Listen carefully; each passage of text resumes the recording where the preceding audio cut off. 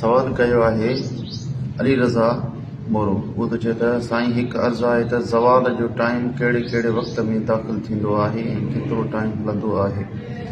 बिस्मिल्लाहिर रहमानिर रहीम।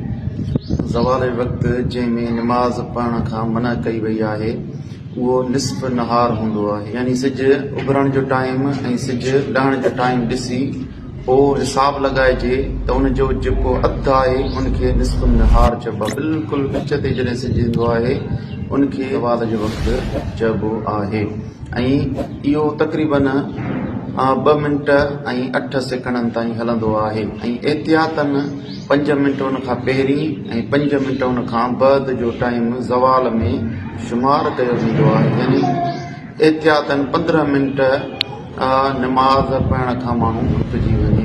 ऐं इहो मौसम जे एतबार सां ऐं इलाइक़नि जे एतबार सां घटि वधि थींदो रहंदो आहे। बहितर इहो आहे त जेके इस्लामी कैलेंडर आहिनि उन्हनि में ज़वाल जो वक़्तु मौजूदु आहे, उन एतबार सां नमाज़ पढ़िजे ऐं छॾिजे। अल्लाहु अअलम बिस्सवाब।